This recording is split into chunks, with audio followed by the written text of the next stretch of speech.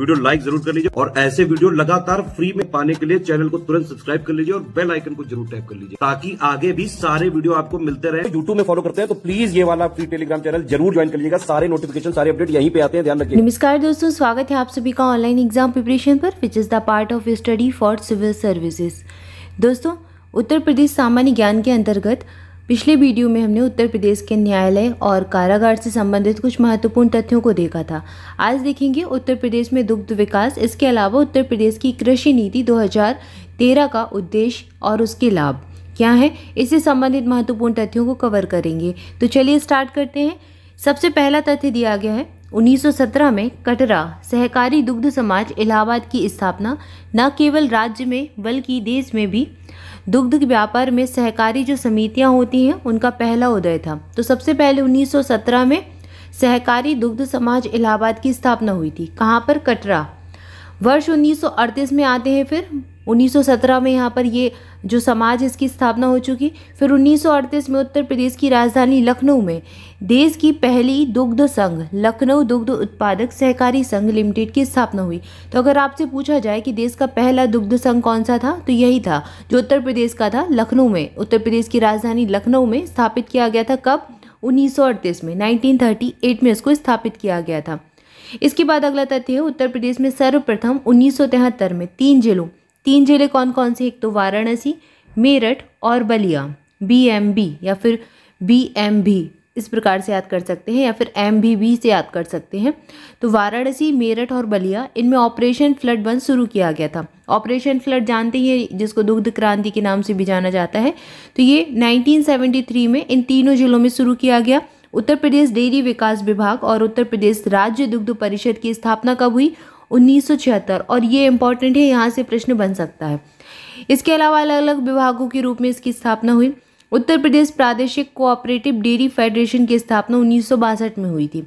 तो इसके पहले कोऑपरेटिव डेयरी फेडरेशन आ चुका था, उसके बाद आया उत्तर प्रदेश राज्य दुग्ध परिषद जो है। तो उत्तर प्रदेश राज्य दुग्ध परिषद याद रखना है आपको, ये इंपॉर्टेंट है। ये 1976 में स्थापित किया गया था।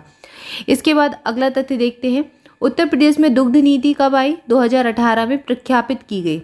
उत्तर प्रदेश में गोपालन यानी कि गौ पालन, जो गाय का पालन होता है, गाय से ही तो दूध मिलता है, तो गाय का पालन करने को बढ़ावा देने के लिए 1999 में उत्तर प्रदेश गौ सेवा आयोग की स्थापना की गई। तो उत्तर प्रदेश गौ सेवा आयोग कब स्थापित किया गया? 1999 में। अब यहाँ पर हमने कौन कौन सी डेट देख ली। 1917 में सबसे पहले सहकारी दुग्ध समाज इलाहाबाद में स्थापना की गई, ठीक है। इसके बाद 1938 देखा। 1938 में जो है उत्तर प्रदेश की राजधानी लखनऊ में दुग्ध उत्पादक सहकारी संघ लिमिटेड स्थापित किया गया। फिर 1962 में कोऑपरेटिव डेयरी फेडरेशन आया, उत्तर प्रदेश का प्रादेशिक वाला। उसके बाद 1973 में सबसे पहले जो ऑपरेशन फ्लड है 3 जिलों में चला। कहाँ पर? वाराणसी, मेरठ और बलिया, 3 जिलों में चला। फिर 1976 आया। 1976 में क्या हुआ? दुग्ध परिषद आई, उत्तर प्रदेश राज्य की दुग्ध परिषद की स्थापना की गई। 2018 में दुग्ध नीति आई, ठीक है। और इसके पहले 1999 में क्या हुआ था? गौपालन को बढ़ावा देने के लिए गौ सेवा समिति की स्थापना की गई थी, ठीक है। इसके अलावा उत्तर प्रदेश में गोकुल पुरस्कार सर्वाधिक दुग्ध उत्पादन के क्षेत्र में दिया जाता है। ऐसा कोई व्यक्ति जो सबसे ज़्यादा दुग्ध उत्पादन करता है उसको गोकुल पुरस्कार प्रदान किया जाता है, या फिर जो गौ सेवा समिति होती है उनको पुरस्कार दिया जाता है। तो यहाँ पर हमने इतने तथ्य देखे, आई होप आपको क्लियर होगा। इसके आगे बढ़ते हैं। उत्तर प्रदेश में देसी नस्ल की गायों से सर्वाधिक दुग्ध उत्पादकों हेतु नंद बाबा पुरस्कार दिया जाता है। अब इसमें अंतर समझिए, जो गोकुल पुरस्कार है सर्वाधिक दुग्ध उत्पादन के क्षेत्र में मिलता है, तो वहीं देसी नस्ल की गायों के से जो देसी नस्ल की गायें होती हैं उनसे सर्वाधिक दुग्ध उत्पादक जो करे उनको नंद बाबा पुरस्कार दिया जाता है। तो ये अंतर है, यहाँ पर देसी नस्ल की गायों के लिए मिलता है और यहाँ पर सर्वाधिक किसी भी नस्ल की गाय से मिल रहा है दूध, तो जो दुग्ध उत्पादन कर रहे हैं उनको मिलेगा गोकुल पुरस्कार। लेकिन देसी नस्ल अगर आ जाए तो नंद बाबा पुरस्कार। क्लियर है? उत्तर प्रदेश में प्रतिदिन प्रति व्यक्ति दुग्ध उपलब्धता 2016-17 के अकॉर्डिंग अगर देखें तो 355 ग्राम प्रतिदिन है, 355 ग्राम पर डे ये है उत्तर प्रदेश में प्रतिदिन प्रति व्यक्ति दुग्ध उपलब्धता। और ये फैक्ट कहीं किसी एग्जाम में पूछा भी गया था, जैसे कि आपसे पूछ लेते हैं कि निम्नलिखित में दिए गए कथनों में कौन सा सही नहीं है, तो वहाँ पर आपको ऐसे इस प्रकार के कथन बीच में डाल देते हैं प्रश्न को थोड़ा सा कठिन बनाने के लिए। तो इन छोटी छोटी चीज़ों को थोड़ा सा ध्यान देकर चलें ताकि आपसे हर प्रकार का प्रश्न बन जाए।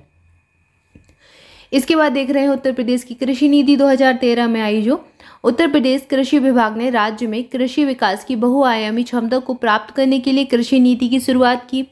अब कोई भी चीज़ है, कोई भी नीतियां हैं, वो क्यों बनाई जाएंगी? ताकि जो क्षमता है या फिर किसी चीज़ क्षेत्र का विकास करना है तो उसके लिए एक पूरा जो है मैप तैयार किया जाता है, एक प्रकार से प्लानिंग की जाती है। तो नीति वही है कि अगर उस क्षेत्र का विकास करना है तो एक नीति बनाएंगे, जैसे कि खनिज नीति आती है, इसी प्रकार से कृषि नीति भी आती है। तो कृषि विकास की बहुआयामी क्षमता को प्राप्त करने के लिए इस महत्वाकांक्षी नीति का उद्देश्य था कृषि में अनुसंधान को बढ़ावा देना, कृषि क्षेत्र का विकास करना, विस्तार करना और इनपुट प्रबंधन तथा वितरण और कृषि विपणन के क्षेत्र में निजी क्षेत्र की भागीदारी को प्रोत्साहित करना, ताकि निजी क्षेत्र भी बढ़ चढ़कर इस कार्य में भागीदारी दे।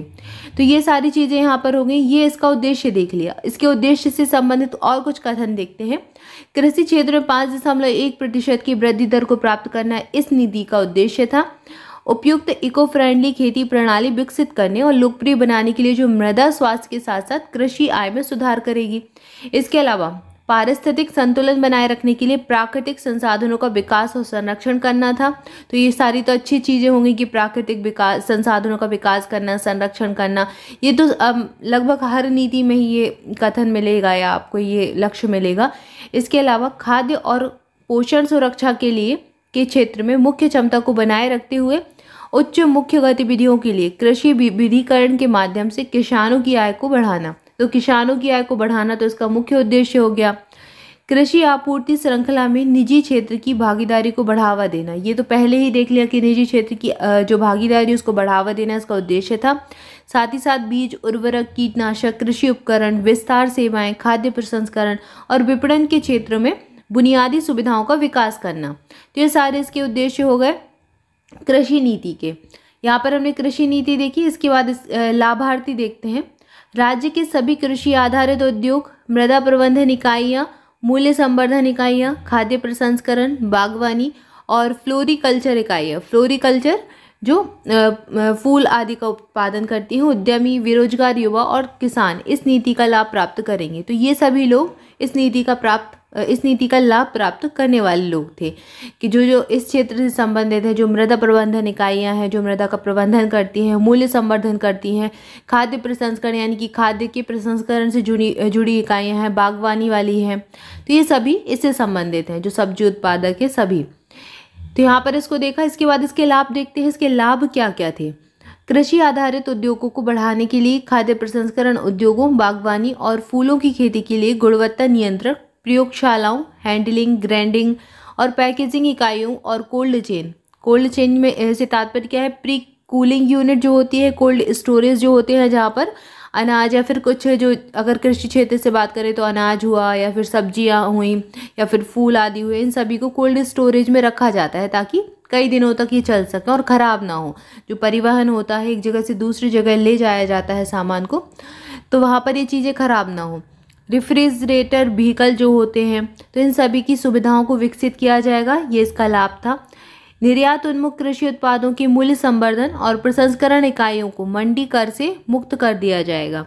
कोल्ड स्टोरेज के लिए बिजली की दरें औद्योगिक और वाणिज्यिक दरों के बजाय विशेष दरों कृषि औद्योगिक उपभोक्ताओं पर आधारित होंगी।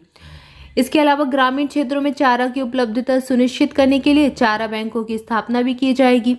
किसानों को प्राकृतिक और अन्य आपदाओं से बचाने के लिए बैंकों के द्वारा जो ऋण लेने वाले किसान होते हैं उनको प्राप्त कृषि फसल बीमा योजना का लाभ व्यापक रूप से होगा। प्राकृतिक आपदाओं से सुरक्षा प्रदान करने के लिए सभी जिलों में उपज और मौसम आधारित फसल बीमा योजना का विस्तार किया जाएगा। तो यहाँ पर फसल बीमा योजना का विस्तार भी करना था, उसका लाभ हर किसी को मिले ये भी सुनिश्चित करना था। सूखा प्रभावित क्षेत्र जो है, बीज बैंकों की स्थापना वहाँ पर की जाएगी, उसको स्थापना को प्रस्तावित किया जाएगा। राज्य के पूर्वी हिस्से में बुंदेलखंड और बाढ़ प्रभावित जो क्षेत्र है वहाँ पर प्रतिकूल जलवायु परिस्थितियों में बीज की उपलब्धता सुनिश्चित करने के लिए कार्य किया जाएगा। बीज बैंकों की स्थापना की लागत और नियमित बजटीय सहायता प्रदान की जाएगी। तो ये सभी इसके लाभ थे, यानी कि अगर ये नीति लागू होती है तो ये सारे लाभ मिलेंगे जनता को, और जो कृषि उत्पादक है उनको, जो कृषि से संबंधित लोग हैं उनको ये सारे लाभ मिलेंगे, ये सारे लाभ सुनिश्चित किए जाएंगे। तो यहाँ पर हमने ये देखा, कृषि नीति 2013 देखी, उसके लाभ देखे और लाभार्थी कौन कौन है, उद्देश्य देखा। इसके अलावा दुग्ध विकास से संबंधित कुछ महत्वपूर्ण तथ्य देखे। आज की वीडियो में इतना ही। इसके आगे कुछ महत्वपूर्ण योजनाएं देखेंगे कृषि क्षेत्र से संबंधित अगले वीडियो में। तब तक के लिए आपसे भी ऑनलाइन एग्जाम प्रिपरेशन के साथ जुड़े रहें, स्वस्थ रहें, मस्त रहें, मुस्कुराते रहें और पढ़ाई करते रहें। Thank you for watching this video. और मोर अपडेट्स के लिए आप टेलीग्राम चैनल ज्वाइन कर सकते हैं। ऑनलाइन एग्जाम प्रिपरेशन के टेलीग्राम ग्रुप को ज्वाइन करने के लिए डिस्क्रिप्शन में दी गई लिंक को फॉलो कर सकते हैं। Thank you for watching this video. मिलेंगे नेक्स्ट वीडियो में। Thank you so much.